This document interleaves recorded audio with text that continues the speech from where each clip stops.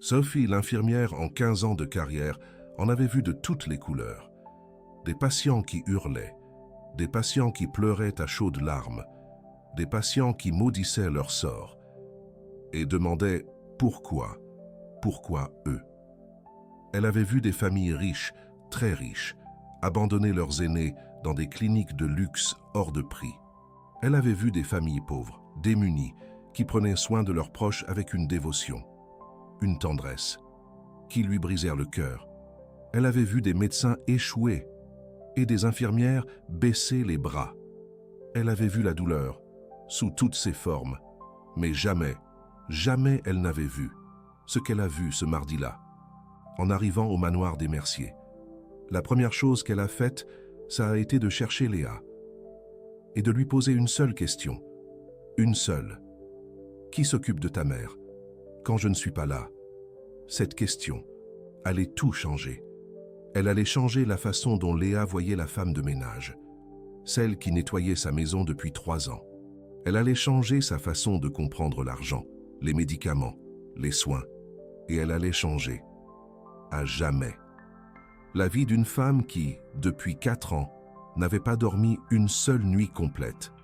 Mais, pour comprendre ce que Sophie a vu ce matin-là, il faut d'abord connaître l'histoire dans son intégralité.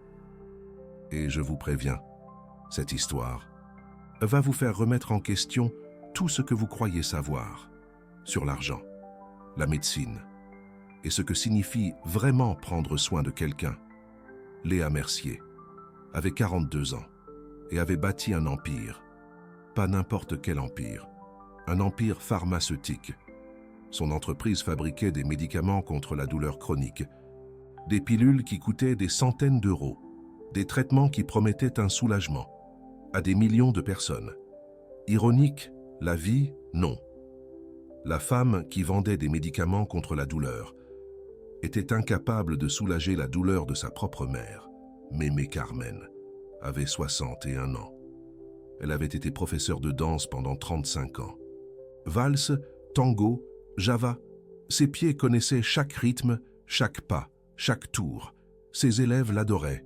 Ils disaient que Mémé Carmen n'enseignait pas la danse. Elle enseignait à ressentir la musique, avec le corps entier. Mais, il y a 8 ans, tout a basculé. Ça a commencé par une douleur dans les épaules, qui ne partait pas. Puis, ça a été le dos, les hanches, les genoux. Et après, la douleur s'est étendue dans tout son corps, comme un incendie silencieux. Fibromyalgie sévère. Si vous n'avez jamais entendu ce mot, laissez-moi vous l'expliquer, d'une façon que vous comprendrez. Imaginez que quelqu'un vous frappe, sur tout le corps. Pas une fois. Toute la journée, tous les jours, pendant des années. Imaginez que chaque frôlement du drap ressemble à du papier de verre sur de la peau brûlée. Imaginez que le simple fait de vous lever du lit nécessite la même énergie que de courir un marathon. Maintenant, imaginez qu'aucun médecin ne puisse vous expliquer pourquoi vous avez si mal et que beaucoup ne vous croient même pas. C'est ça, la fibromyalgie. Et Mémé Carmen l'avait, sous sa forme la plus cruelle. Il y a quelque chose que les gens ne comprennent pas à propos de la fibromyalgie. Ce n'est pas seulement de la douleur, c'est une torture invisible. C'est se réveiller chaque matin sans savoir si aujourd'hui vous pourrez marcher ou si vos jambes vont vous trahir. C'est annuler des sorties parce que votre corps a décidé qu'aujourd'hui, il ne coopère pas. C'est voir le doute dans les yeux des autres parce qu'il n'y a aucune blessure visible qui explique votre souffrance. C'est entendre des médecins vous dire que tout est dans votre tête. C'est se sentir seul, même quand vous êtes entouré de monde. Parce que personne ne peut voir votre douleur, personne ne peut ressentir ce que vous ressentez. Et très peu vous croient. Mémé Carmen avait vécu tout ça. Elle avait vu des médecins examiner ses analyses et lui dire que tout était normal. Elle avait entendu des membres de sa famille lui suggérer que peut-être elle avait juste besoin de faire de l'exercice ou de penser positif. Elle avait ressenti la frustration de savoir que quelque chose n'allait pas dans son corps, mais de ne pas pouvoir le prouver, jusqu'à ce que, finalement, Après des années de recherche de réponses, un rhumatologue ait posé le diagnostic « fibromyalgie sévère ». Elle avait enfin un nom pour son tourment, mais avoir un nom ne signifiait pas avoir une guérison, parce que la fibromyalgie n'a pas de guérison. On la gère, on la contrôle, on y survit. Et Mémé Carmen avait essayé de survivre. Pendant 8 ans, les 4 premières années avaient été difficiles, mais gérables. Elle pouvait marcher, elle pouvait cuisiner, elle pouvait même danser un peu, les bons jours. Mais les 4 dernières années avaient été un enfer. La douleur était devenue invalidante, constante, implacable. Mémé Carmen est passée du statut de femme qui enseignait à danser à celui de femme qui ne pouvait pas marcher jusqu'à la salle de bain, sans pleurer. Et les nuits étaient le pire. Chaque nuit, sans exception. Mémé Carmen se réveillait entre 2h et 4h du matin, avec une douleur si intense que la seule réponse de son corps était de pleurer. Pas des sanglots discrets, pleurer vraiment, des gémissements qui s'entendaient dans toute la maison. 4 ans, 1460 nuits, toutes identiques, la douleur, les larmes, le désespoir. Et Léa le savait. C'est pourquoi elle avait dépensé une fortune dans les meilleurs spécialistes du pays, des rhumatologues, des neurologues, des spécialistes de la douleur chronique, des acupuncteurs, des chiropracteurs, des experts en médecine alternative. 15 spécialistes en 4 ans, chacun avec sa théorie, chacun avec son traitement, chacun avec sa facture, de milliers d'euros. Et aucun n'avait réussi à faire en sorte que Mémé Carmen dorme une nuit, sans pleurer. Le premier était un rhumatologue célèbre, qui facturait 1000 € la consultation. Il lui a dit d'essayer un nouveau médicament, qui venait de sortir sur le marché. Mémé Carmen l'a pris religieusement, pendant 6 mois. Le seul résultat a été un ulcère à l'estomac, qui l'a obligé à être hospitalisé pendant 2 semaines. Le deuxième était un spécialiste de la douleur chronique, qui venait d'un autre pays. Il a recommandé des injections d'un composé expérimental, directement dans les points de plus grande douleur. Mémé Carmen a supporté 20 injections. En 2 mois, la douleur n'a pas diminué. Il y a juste eu la peur des aiguilles qui s'est ajoutée. Le troisième était un chiropracteur qui promettait des résultats en 60 jours, après 90 jours, et des milliers d'euros. Mémé Carmen était toujours pareil. Et ainsi, un après l'autre, les spécialistes ont échoué, chacun avec sa théorie révolutionnaire, chacun avec son traitement innovant, chacun avec sa facture exorbitante, et chacun laissant Mémé Carmen exactement comme avant, ou pire, parce que chaque échec lui enlevait un peu plus d'espoir, chaque traitement raté lui volait un morceau de foi, jusqu'à ce qu'il arrive un point où Mémé Carmen a cessé de croire que quelque chose pouvait l'aider. Elle a simplement accepté que la douleur serait sa compagne, pour toujours, et que les nuits de pleurs faisaient partie de sa nouvelle normalité. Léa ressentait une culpabilité qui la rongeait de l'intérieur. Elle était la PDG d'une entreprise pharmaceutique. Elle avait accès aux meilleurs médicaments du marché. Elle pouvait payer n'importe quel traitement expérimental, et elle ne pouvait pas aider sa propre mère. Elle compensait avec de l'argent ce qu'elle ne pouvait pas donner en temps. Elle a engagé des infirmières, 24 heures sur 24, 3 équipes de 8 heures. Le manoir des Merciers s'était transformé en un petit hôpital. Moniteurs, médicaments, fauteuils roulants, tout ce que l'argent pouvait acheter. Et pourtant, Mémé Carmen continuait de pleurer chaque nuit. Léa tentait de lui rendre visite chaque semaine. Mais chaque visite était un rappel de son propre échec. Elle voyait sa mère sur le lit, maigre, cernée, avec cette lueur de souffrance dans les yeux qui ne s'éteignait jamais, et elle se sentait impuissante. Elle, qui pouvait conclure des contrats de millions d'euros. Elle, qui pouvait faire en sorte que des gouvernements approuvent ses médicaments. Elle, qui pouvait déplacer des montagnes dans le monde des affaires, ne pouvait pas offrir une seule nuit de paix à sa propre mère. Et le pire, c'était que Mémé Carmen ne se plaignait jamais. Elle ne demandait jamais rien. Elle ne lui reprochait jamais de travailler autant.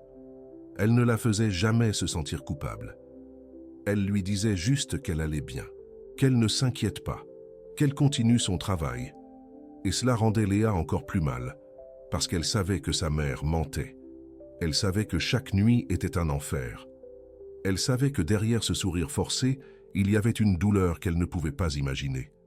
Et elle ne pouvait rien faire à ce sujet, excepté payer, et payer, et payer, en espérant qu'un jour, un traitement fonctionne, en espérant un miracle qui n'arrivait pas.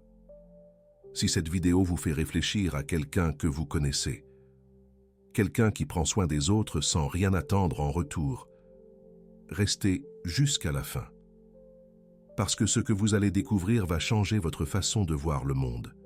Maintenant, laissez-moi vous présenter la personne qui allait tout changer. Chantal avait 48 ans et travaillait comme femme de ménage depuis ses 16 ans. 32 ans à nettoyer les maisons des autres, à laver le linge des autres, à cuisiner pour des familles qui la regardaient à peine. Elle avait appris à être invisible, à entrer et sortir des pièces sans que personne ne remarque sa présence, à écouter les conversations sans participer, à voir les problèmes sans commenter, à être présente sans exister. Elle était bonne dans son travail, méticuleuse, silencieuse, fiable. Léa l'avait embauchée il y a 3 ans pour s'occuper du nettoyage général du manoir. Pas pour s'occuper de sa mère. Pour cela, il y avait les infirmières professionnelles. Chantal devait nettoyer, rien de plus. Et pendant la première année, c'est exactement ce qu'elle a fait. Mais il y avait quelque chose que Léa ne savait pas à propos de Chantal. Quelque chose que personne dans cette maison ne savait. La mère de Chantal était morte de fibromyalgie il y a 12 ans. Pas directement de la maladie. La fibromyalgie ne tue pas, mais la souffrance constante, le manque de traitement adéquat, la dépression qui a suivi. Tout cela l'a consumée jusqu'à ce que son cœur cède. Chantal avait pris soin de sa mère pendant les 5 dernières années de sa vie. Sans argent pour des médecins coûteux, sans accès à des médicaments de marque, sans infirmière privée, seulement elle, ses mains, et un amour qui n'avait pas besoin de diplôme. Pendant ces 5 années, Chantal avait appris quelque chose qu'aucun spécialiste ne lui avait enseigné. Elle avait appris à lire la douleur dans le corps de sa mère comme si c'était une carte. Elle savait que lorsque sa mère touchait son épaule gauche d'une certaine manière, la douleur se trouvait dans les muscles du cou. Elle savait que lorsqu'elle fermait les yeux très fort, c'était la migraine qui accompagnait toujours la fibromyalgie. Elle savait que lorsqu'elle bougeait les pieds en sous les draps, c'était parce que les crampes commençaient. Et elle avait appris à répondre à chaque signal. Massage doux sur des points spécifiques, compresse à température exacte. Mouvement lent qui détendait les muscles sans causer plus de douleur. Elle n'avait pas de certification. Elle n'avait pas de titre. Elle n'avait la reconnaissance de personne. Mais elle avait quelque chose qu'aucun cours d'infirmerie ne pouvait enseigner. Elle avait l'expérience d'avoir aimé quelqu'un qui souffrait de la même chose. Et elle avait autre chose. Elle avait le souvenir de sa mère lui enseignant tout ce qu'elle savait. Les nuits où sa maman ne pouvait pas dormir et où Chantal restait éveillée avec elle. Les matins où elles préparaient ensemble les huiles et les compresses. Les après-midi où sa mère lui expliquait pourquoi certains points du corps étaient connectés à d'autres. Sa mère n'avait pas étudié la médecine. C'était une femme de la campagne qui avait appris de sa grand-mère, qui à son tour avait appris de générations antérieures. Connaissances ancestrales qui se transmettaient de mère en fille. Techniques qu'aucune université n'enseignait, remèdes qu'aucune pharmacie ne vendait, et un amour pour le soin qui n'avait pas de prix. Quand sa mère est morte, Chantal pensait que toute cette connaissance était perdue, qu'il ne servirait plus à rien de savoir préparer des huiles s'il n'y avait personne à soigner, que toutes ces techniques de massage resteraient enfouies dans sa mémoire sans utilisation. Mais le destin avait d'autres plans. Quand Chantal a vu Mémé Carmen pour la première fois, quelque chose s'est brisé en elle. C'était comme revoir sa mère. Les mêmes yeux fatigués, la même posture voûtée, la même tentative de sourire malgré la douleur, et les mêmes nuits de pleurs qui s'entendaient à travers les murs. Pendant les premiers mois, Chantal n'a rien fait. Ce n'était pas son travail. Cela ne la concernait pas. Mais chaque nuit, Alors qu'elle nettoyait les couloirs du manoir, elle entendait les gémissements de Mémé Carmen, et chaque nuit, elle se souvenait de sa propre mère. Un jour, elle a trouvé quelque chose dans la poubelle de la chambre des infirmières, un flacon d'huile de lavande industrielle, à peine utilisé, jeté parce qu'il ne donnait pas de résultat. Chantal l'a regardé et a secoué la tête. Elle savait quelque chose que les infirmières ne savaient pas. L'huile de lavande industrielle ne servait à rien. Les produits chimiques qu'ils utilisaient pour la transformer éliminaient les propriétés qui comptaient vraiment. Sa mère le lui avait appris. L'huile devait être fraîche, préparée à la maison, avec de vraies fleurs, pas avec des essences artificielles. Cette nuit-là, Chantal est rentrée dans son petit appartement et a cherché parmi ses affaires jusqu'à trouver ce qu'elle cherchait. Le mortier de pierre qui avait appartenu à sa mère. Et le lendemain, elle a acheté de la lavande fraîche au marché. Elle a passé 3 nuits à préparer l'huile exactement comme sa mère le lui avait enseigné, à faire macérer les fleurs, à filtrer le liquide, qu'à le laisser reposer dans l'obscurité. Et quand elle a été prête, elle l'a apporté au manoir dans un petit flacon sans étiquette. Elle l'a laissé dans la chambre des infirmières avec une note simple, pour Mémé Carmen, sur les pieds avant de dormir. Sophie a été la première infirmière à l'utiliser, et elle a remarqué quelque chose d'étrange. Cette nuit-là, Mémé Carmen a mis 1 heure de plus avant de commencer à pleurer. 1 heure ne semble pas beaucoup, mais quand on passe 4 ans à se réveiller à la même heure chaque nuit, 1 heure est un miracle. Sophie n'a rien dit. Elle a pensé que c'était une coïncidence, mais elle a utilisé l'huile une autre fois la nuit suivante. Et encore une fois. Mémé Carmen a mis plus de temps à pleurer. 1 semaine plus tard, le flacon était vide. Et un autre est apparu au même endroit, avec le même mot. Sophie a commencé à se demander qui laissait ces flacons mystérieux. Mais elle était tellement occupée avec ses autres patients qu'elle n'a jamais enquêté. Elle les utilisait simplement et notait mentalement qu'ils semblaient fonctionner mieux que toutes les huiles coûteuses que Léa avait achetées. Si vous regardez ceci sur votre téléphone, tout en prenant soin de quelqu'un, je veux que vous sachiez que je vous vois et que ce que vous faites compte plus que vous ne l'imaginez. Pendant ce temps, quelque chose changeait au manoir des Mercier et personne ne s'en rendait compte, excepté Sophie. L'infirmière qui passait 15 ans à voir des corps malades avait remarqué quelque chose de différent chez Mémé Carmen. Ce n'était pas seulement l'huile de lavande, c'était quelque chose dans ses yeux, dans la façon dont elle bougeait les mains, dans la manière dont elle respirait quand elle pensait que personne ne la regardait. Mémé Carmen semblait moins, vaincue, comme si quelque chose la soutenait, comme si elle avait trouvé un morceau d'espoir quelque part que Sophie ne pouvait pas voir. Les nuits restaient difficiles, les pleurs continuaient, mais il y avait quelque chose de différent, une légèreté, une patience, une acceptation qui n'avait pas été là auparavant. Sophie a commencé à prêter plus d'attention, et ce qu'elle a découvert l'a laissé sans voix. Mais c'est la partie de l'histoire qui va tout changer. Ce que Sophie a vu ce matin de mardi, la scène qui l'a poussée à chercher Léa immédiatement, les mots qu'elle lui a dit. Tout cela vient après. Et je vous promets que quand vous l'entendrez, vous allez comprendre pourquoi cette histoire est différente de toutes celles que vous avez entendues. Parce qu'il ne s'agit pas d'argent, il ne s'agit pas de médicaments, il ne s'agit pas de titres ni de diplômes, il s'agit de quelque chose de beaucoup plus simple et de beaucoup plus puissant. Il s'agit de mains qui connaissent la douleur parce qu'elles l'ont déjà ressentie, et de cœurs qui prennent soin parce qu'ils ne savent pas faire autrement. 15 spécialistes avaient échoué, des millions d'euros avaient été dépensés, et Mémé Carmen continuait de souffrir.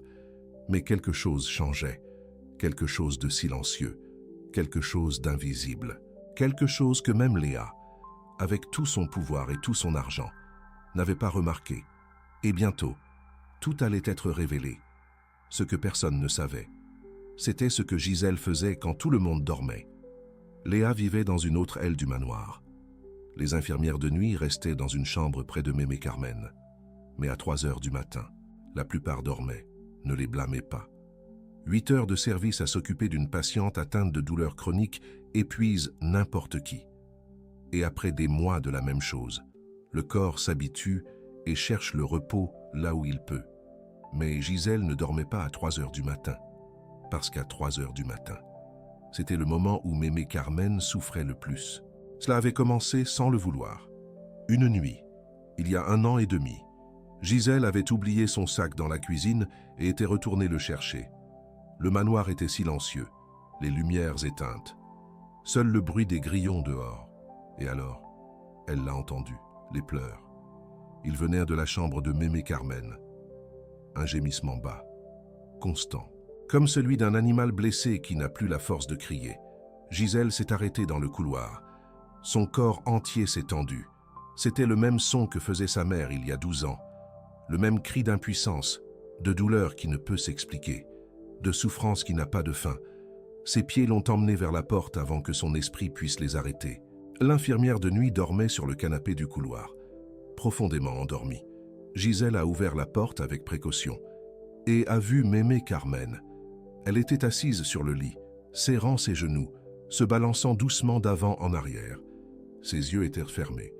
Les larmes coulèrent sur ses joues et de sa bouche sortait ce son que Gisèle connaissait si bien. Le son de quelqu'un qui a cessé de se battre, sans réfléchir. Gisèle s'est approchée, s'est assise sur le bord du lit et a fait ce qu'elle avait fait 1000 fois avec sa mère. A pris les pieds de mémé Carmen entre ses mains. Mémé Carmen a ouvert les yeux, surprise, mais elle n'a rien dit. Et Gisèle a commencé à masser, pas avec force, pas avec une technique apprise dans les livres, avec la mémoire de ses mains, avec la connaissance qui vient d'avoir aimé quelqu'un qui souffrait de la même chose.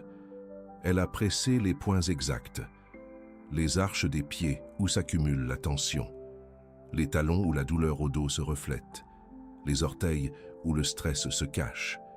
Et pendant qu'elle massait, elle a commencé à fredonner une vieille chanson, une java que sa mère avait l'habitude de danser, la même qu'elle mettait quand la douleur était trop forte et qu'elle avait besoin de se rappeler qu'il avait existé une vie avant la maladie. Mémé Carmen a cessé de pleurer, pas immédiatement, mais petit à petit. Les gémissements se sont transformés en respiration profonde, le corps tendu s'est relâché, les larmes ont cessé de couler, et pour la première fois depuis des mois. Mémé Carmen s'est endormie avant 4 heures du matin. Quand elle s'est réveillée, Gisèle n'était plus là, et mémé Carmen a pensé que c'était un rêve. Mais la nuit suivante, le rêve s'est répété, et la suivante, et la suivante.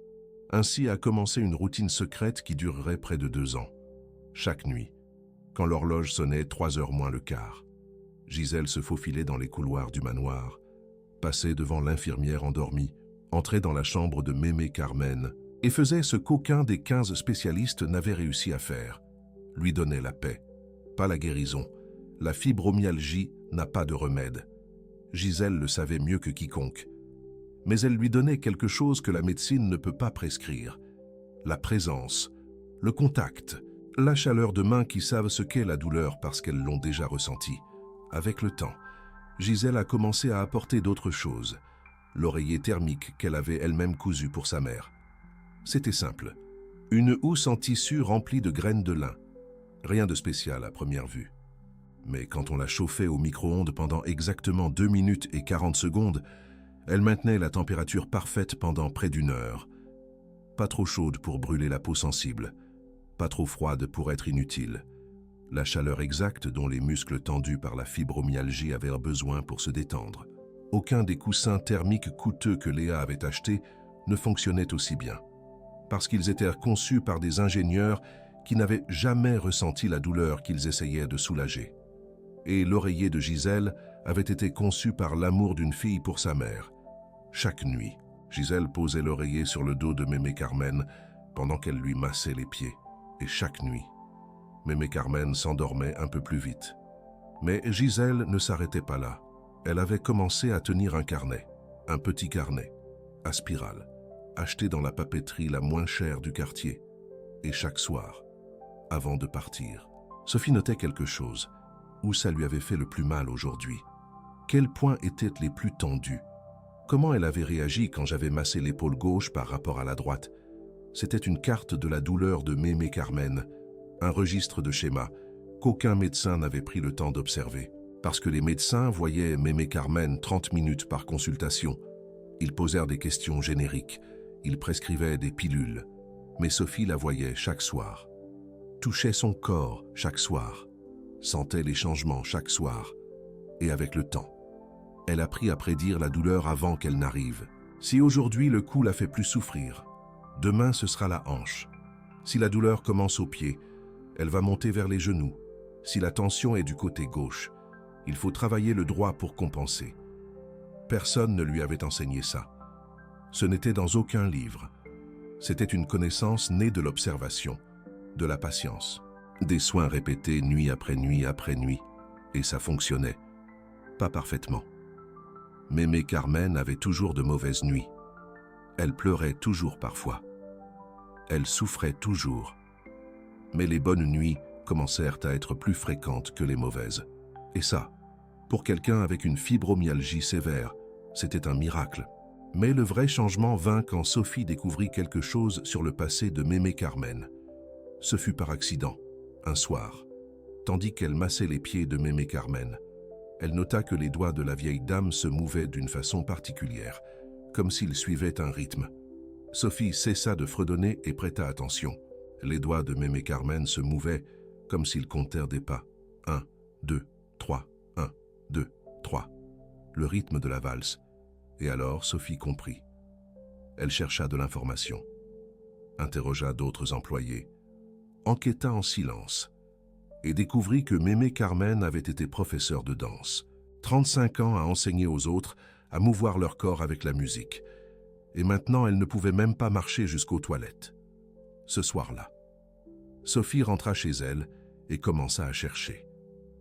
Elle trouva sur Internet des listes de chansons des années 80, valses, tango, javas, les chansons que Mémé Carmen aurait utilisées dans ses cours, et créa une liste, pas n'importe quelle liste, une liste spécifique, des chansons avec des rythmes lents, rien de trop rapide qui activerait le système nerveux, rien de trop triste qui plomberait le moral, le tempo parfait pour détendre sans déprimer, pour se souvenir sans souffrir, et le soir suivant, au lieu de fredonner, Sophie mit de la musique, très doucement, presque inaudible, juste assez pour que le corps de Mémé Carmen la reconnaisse, et quelque chose de magique se produisit.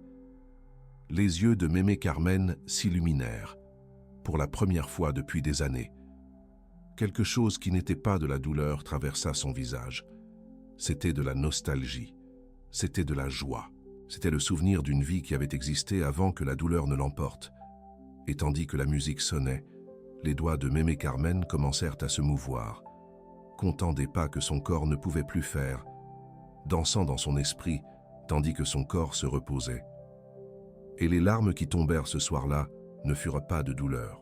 Elles furent de quelque chose de complètement différent. Quelque chose que Mémé Carmen avait oublié qu'elle pouvait sentir. L'espoir. Maintenant, je vais te raconter quelque chose que tu vas vouloir partager avec quelqu'un que tu aimes. L'infirmière Sophie avait commencé à remarquer des choses étranges.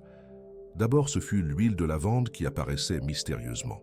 Après, elle nota que Mémé Carmen semblait moins épuisée les matins. Les signes vitaux étaient plus stables, la pression artérielle plus basse, le rythme cardiaque moins erratique. Mais le plus étrange était ceci. Parfois, quand Sophie arrivait pour le quart du matin, elle trouvait un coussin chauffant dans le lit de Mémé Carmen, qu'elle n'avait pas mis là. Et parfois, très tôt, il lui semblait entendre de la musique venant de la chambre, de la vieille musique, des chansons de danse. Mais quand elle entrait, tout était silencieux.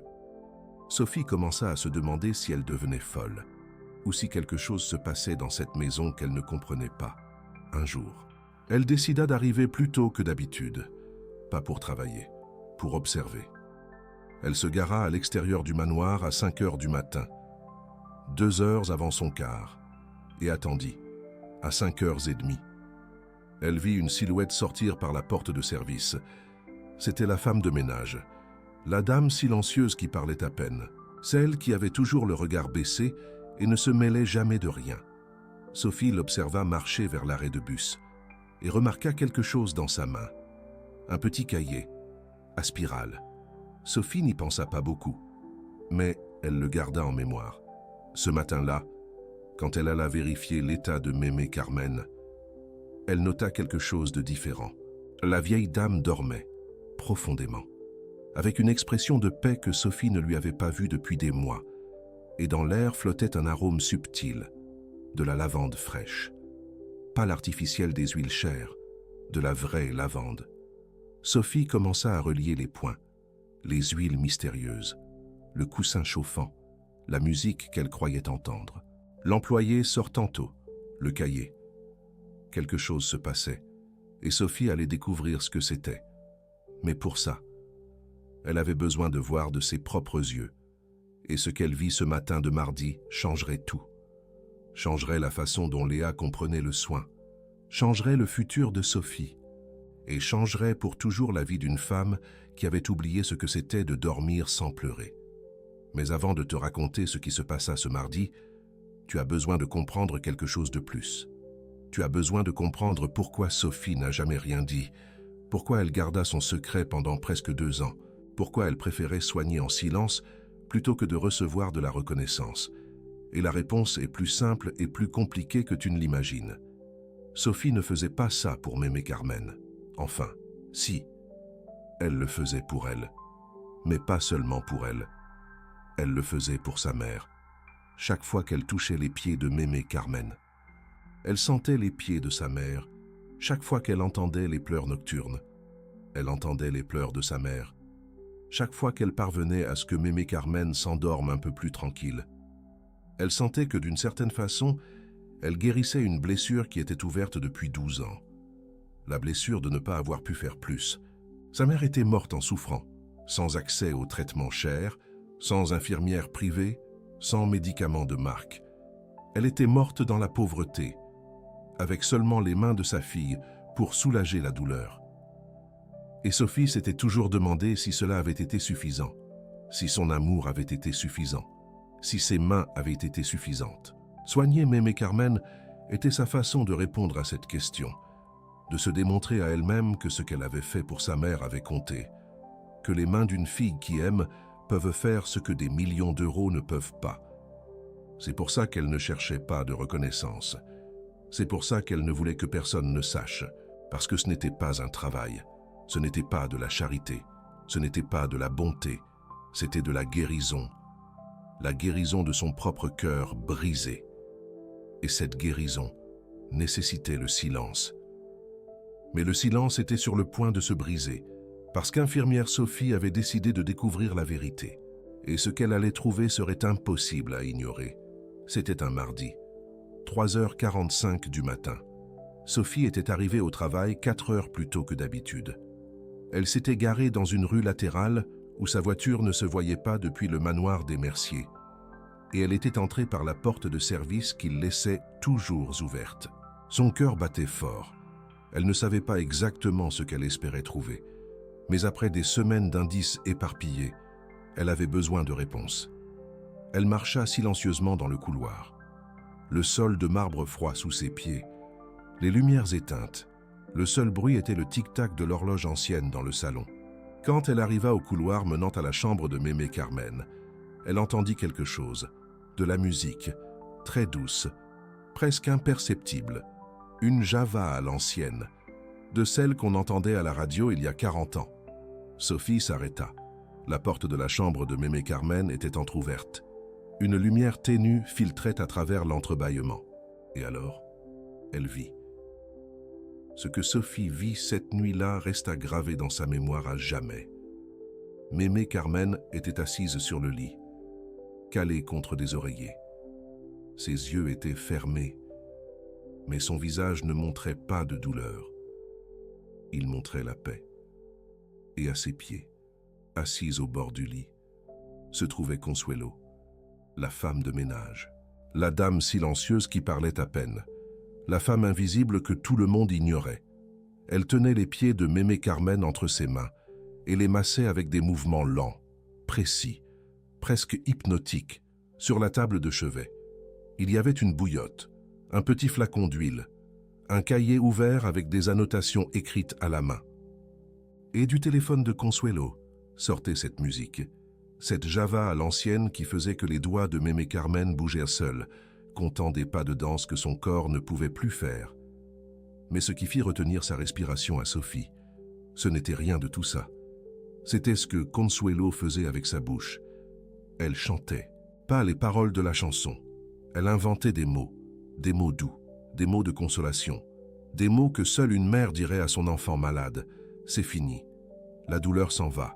Tu es en sécurité. Tu n'es pas seul. Dors tranquille. Je suis là.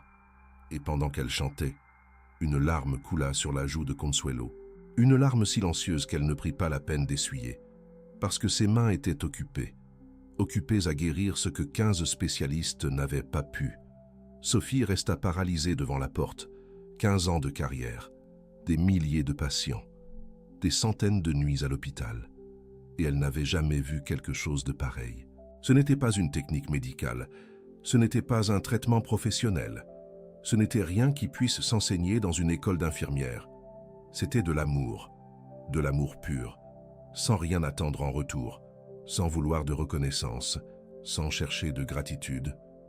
Le type d'amour qui guérit ce que la médecine ne peut pas. Sophie recula en silence. Elle ne voulait pas interrompre ce moment. C'était trop sacré, trop privé, trop beau pour le gâcher avec sa présence. Mais elle savait qu'elle devait faire quelque chose. Léa Mercier devait savoir. Pas pour punir Consuelo, pas pour la renvoyer pour avoir fait quelque chose qui n'était pas son travail, mais pour qu'elle comprenne, pour qu'elle voie enfin ce qui se passait sous son propre toit sans qu'elle s'en rende compte. Ce matin-là, quand Léa arriva au manoir après une réunion d'affaires, Sophie l'attendait. « Mademoiselle Léa, je dois vous parler. C'est à propos de votre mère. » Le visage de Léa se durcit immédiatement. C'était toujours la même chose. Mauvaise nouvelle. La douleur est pire. Nous avons besoin d'un autre spécialiste. Il faut changer le traitement. Mais Sophie secoua la tête. Ce ne sont pas de mauvaises nouvelles. C'est différent. Et elle lui raconta tout. Les huiles mystérieuses, la bouillotte, la musique la nuit, le cahier avec les annotations, et ce qu'elle avait vu à 3h45 du matin. La femme de ménage, massant les pieds de sa mère, chantant, pleurant en le faisant. Léa écoutait sans rien dire. Son visage passa de la confusion à l'incrédulité, de l'incrédulité à l'étonnement, de l'étonnement à quelque chose qu'elle ne pouvait pas nommer. Quand Sophie eut fini de parler, Léa n'avait qu'une seule question. Depuis combien de temps elle fait ça? Sophie hésita.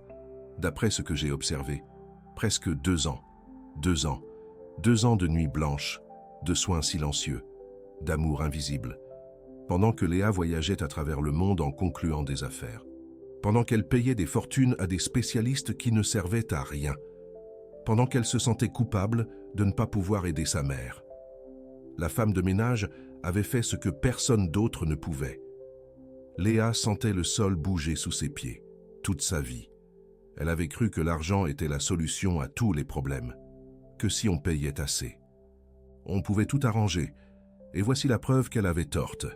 15 spécialistes avaient échoué avec leur diplôme et leur traitement coûteux, et une femme de ménage sans éducation formelle accomplissait l'impossible, avec ses mains, avec son temps, avec son cœur, cette nuit-là.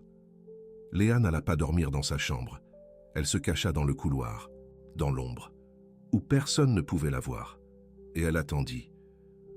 À 3h moins le quart, elle entendit des pas doux. C'était Consuelo. Elle marchait prudemment dans le couloir, évitant les planches qui craquaient. Elle portait sa bouillotte dans une main et son téléphone dans l'autre. Léa la regarda passer sans faire de bruit, et elle la suivit. Ce qu'elle vit cette nuit-là lui brisa le cœur. Pas de tristesse, de quelque chose de complètement différent. Elle vit Consuelo entrer dans la chambre de sa mère. Elle vit comment elle alluma une petite lampe, comment elle fit chauffer la bouillotte dans le micro-ondes de la salle de bain, comment elle prépara l'huile de lavande. Elle vit comment elle s'assit sur le lit, comment elle prit les pieds de sa mère entre ses mains, et elle vit comment sa mère, qui souffrait depuis 4 ans, détendit son visage en quelques minutes, comme si le simple contact de ses mains était un analgésique plus puissant que n'importe quel comprimé. Et alors, Consuelo commença à chanter, tout bas, presque en murmurant, une berceuse inventée. Dors, dors, la douleur s'en va. Dors, dors, je suis là. Et Léa, cachée dans la porte, commença à pleurer. Parce qu'elle comprenait. Elle comprenait enfin quelque chose qu'elle aurait toujours dû savoir. L'amour ne s'achète pas, la guérison n'a pas de prix, et les soins véritables ne viennent pas d'infirmières embauchées ni de spécialistes payés. Ils viennent de personnes qui aiment sans rien attendre en retour. Léa attendit que Sophie ait terminé, qu'elle ait vu sa mère s'endormir profondément, qu'elle ait vu Sophie ranger ses affaires, noter quelque chose dans son carnet et se préparer à partir. Et alors, elle parla. Sophie. La femme de ménage se figea. Son visage devint pâle, ses mains commencèrent à trembler. Elle pensa qu'elle allait être renvoyée, qu'elle avait franchi une ligne, qu'elle avait fait quelque chose qui ne la regardait pas. Mademoiselle Léa, je peux expliquer. Mais Léa ne la laissa pas terminer.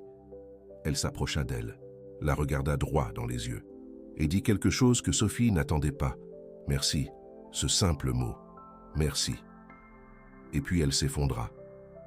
La PDG d'une entreprise pharmaceutique, la femme qui dirigeait des réunions avec des cadres du monde entier, la personne qui contrôlait des millions d'euros en médicaments.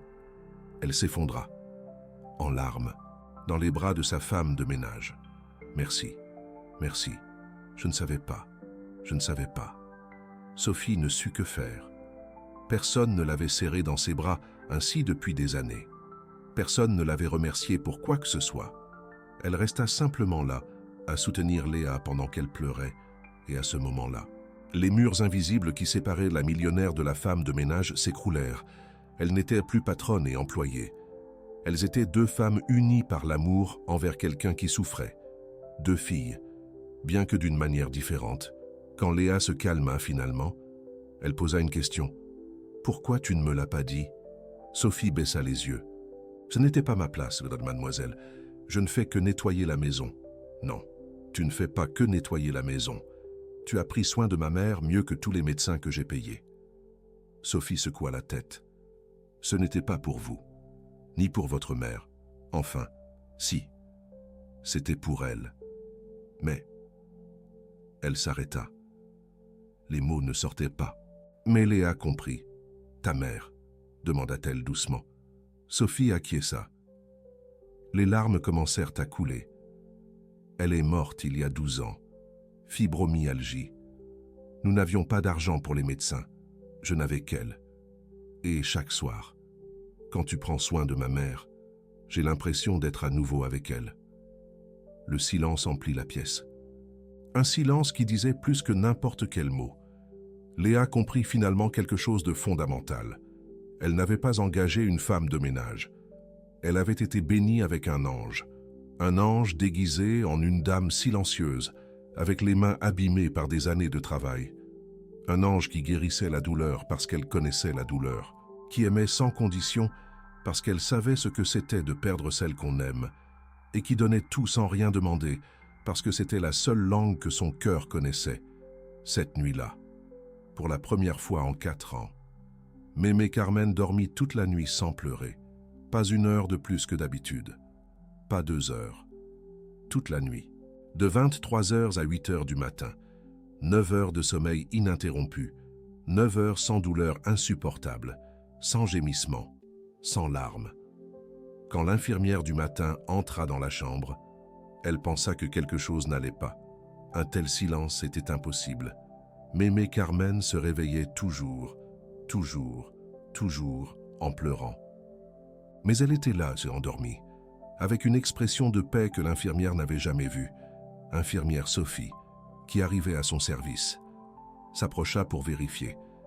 Et quand elle vit Mémé Carmen dormir profondément, elle sourit, parce qu'elle savait que la magie avait fonctionné. Pas la magie des médicaments, pas la magie des traitements, la magie de l'amour. Sophie avait vu beaucoup de choses dans sa carrière. Elle avait vu des traitements qui coûtaient des fortunes échouer misérablement. Elle avait vu des remèdes de grand-mère fonctionner mieux que des médicaments de laboratoire. Elle avait vu des familles riches abandonner leurs malades. et elle avait vu des personnes humbles tout donner pour leurs proches. Mais elle n'avait jamais vu quelque chose comme ce qui se passait dans le manoir des Mercier. Une femme de ménage, sans aucun diplôme ni certification, accomplissait ce que 15 spécialistes avec des décennies d'expérience n'avaient pas pu. Et elle ne le faisait pas pour l'argent. Elle ne le faisait pas pour la reconnaissance. Elle ne le faisait pas par obligation. Elle le faisait par amour. L'amour le plus pur que Sophie ait vu en 15 ans de carrière. L'amour de quelqu'un qui prend soin parce que prendre soin est la seule chose qu'elle sache faire. L'amour de quelqu'un qui guérit parce qu'elle a ressenti la douleur dans sa propre chair. L'amour de quelqu'un qui donne tout sans rien demander en retour. Sophie pensa à tous les hôpitaux où elle avait travaillé, à tous les patients qu'elle avait vus souffrir, à tous les traitements qu'elle avait administrés sans résultat. Et elle se demanda combien de ces patients avaient simplement besoin de ce que Sophie donnait à mémé Carmen. Pas de pilule, pas d'injection, pas d'appareil coûteux, seulement présence, seulement contact, seulement amour. C'était une question qui la poursuivrait pendant longtemps. Mais cette histoire ne se termine pas avec cette nuit. Elle se termine avec ce qui s'est passé après. Léa convoqua une réunion avec Sophie le lendemain. Pas dans la cuisine, où elle parlait habituellement des affaires domestiques, dans son bureau personnel, celui qu'elle utilisait pour les réunions importantes. Sophie entrit, les mains tremblantes. Elle pensa que malgré les remerciements de la veille, elle allait quand même être renvoyée, qu'elle avait franchi des limites, qu'elle avait fait quelque chose d'inapproprié. Mais Léa avait d'autres plans. « Asseyez-vous, Sophie, nous devons parler. » Sophie s'assit sur le bord de la chaise, prête à écouter sa sentence.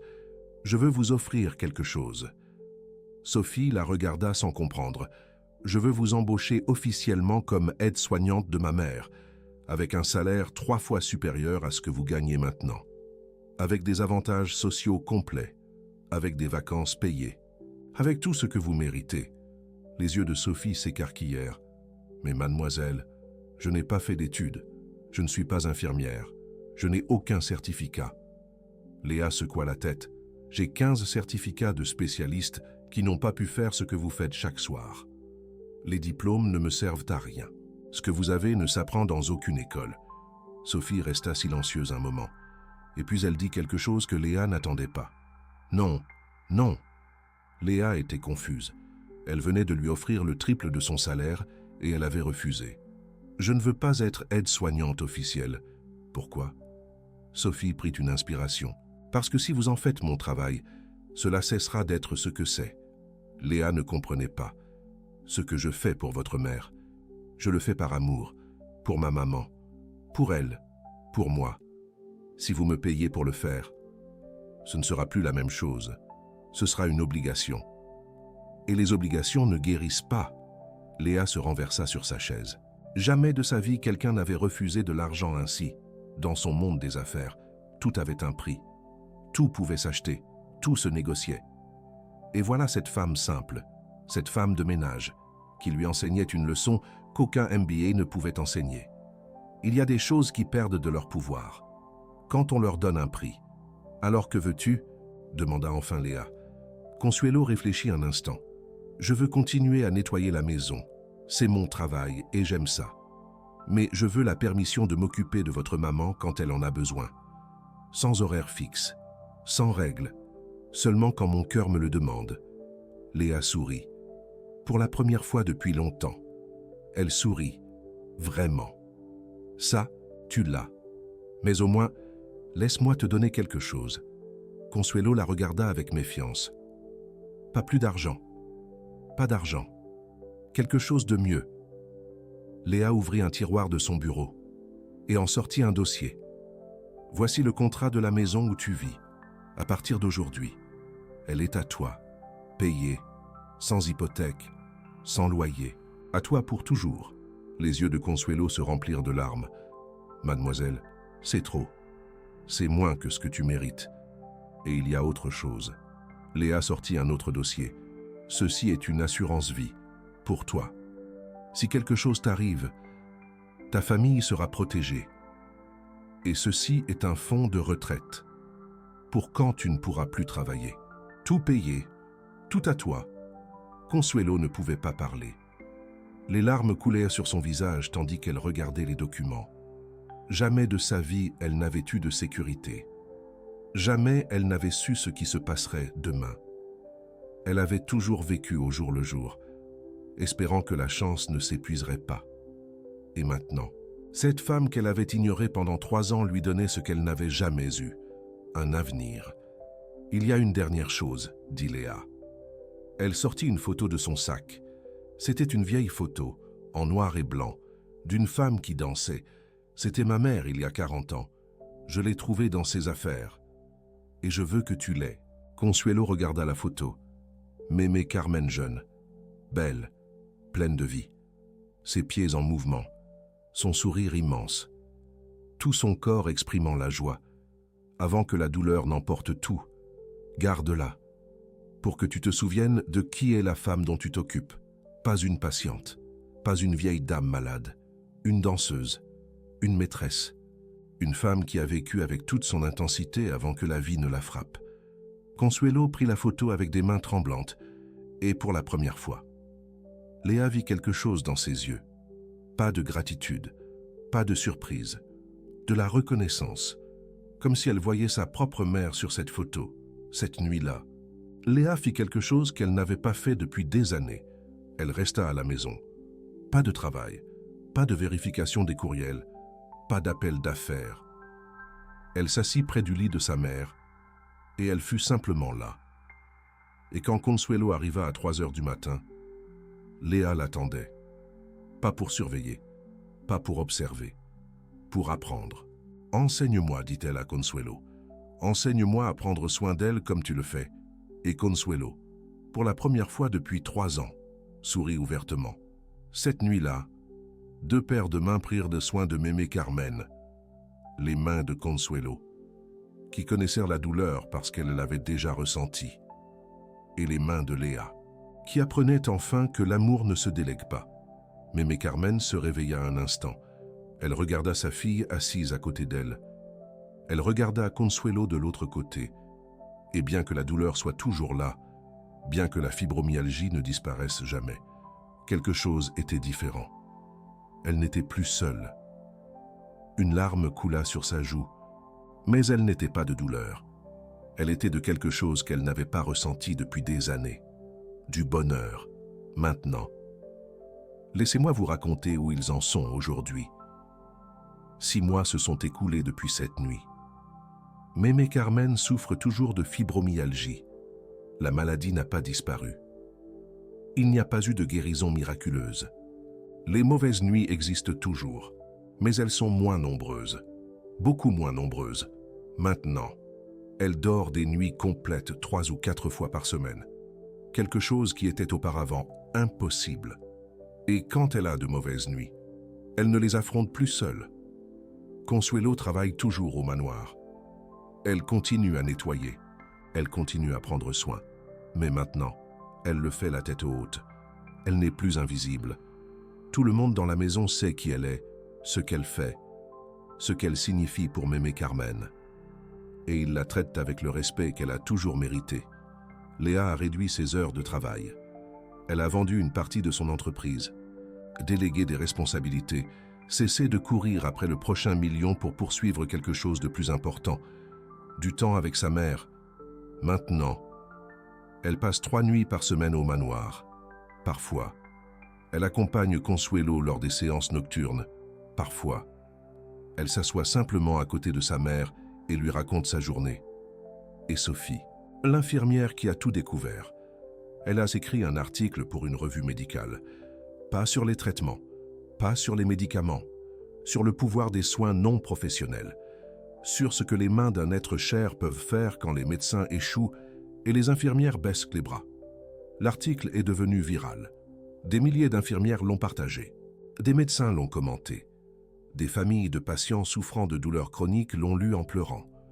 Parce que c'était la vérité que tout le monde pressentait, mais personne n'osait dire.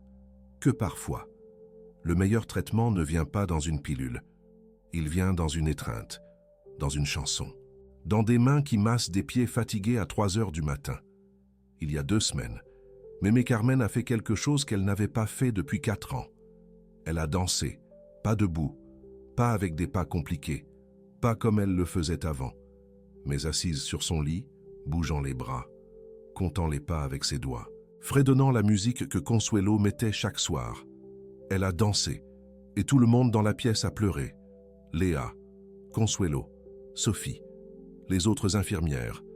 Ils ont pleuré parce qu'ils assistaient à un miracle. Pas un miracle de guérison. La fibromyalgie était toujours là, mais un miracle d'esprit, d'une femme qui avait trouvé le moyen de danser malgré la douleur, de redevenir qui elle était malgré tout ce qu'elle avait perdu. Et ce miracle avait un nom. Consuelo. Laissez-moi terminer avec quelque chose que Mémé Carmen a dit la semaine dernière. Sophie lui a demandé comment elle se sentait. Elle attendait la réponse habituelle sur la douleur, les médicaments, les traitements. Mais Mémé Carmen a dit quelque chose de différent. Elle m'a rendu quelque chose que les médecins n'ont pas pu. Sophie demanda quoi? L'espérance. Un seul mot. Mais un mot qui résume tout. Parce que c'est ce que les vrais soins donnent. Pas une guérison, pas une élimination de la douleur, pas une réparation de ce qui est cassé. Mais ça donne de l'espérance. L'espoir que quelqu'un est là. L'espoir que tu n'es pas seul. L'espoir que demain peut être un peu meilleur qu'aujourd'hui. Et parfois, c'est suffisant. Parfois, c'est tout ce dont nous avons besoin pour continuer. Si vous connaissez quelqu'un qui souffre de fibromyalgie ou de toute autre douleur chronique, partagez cette vidéo.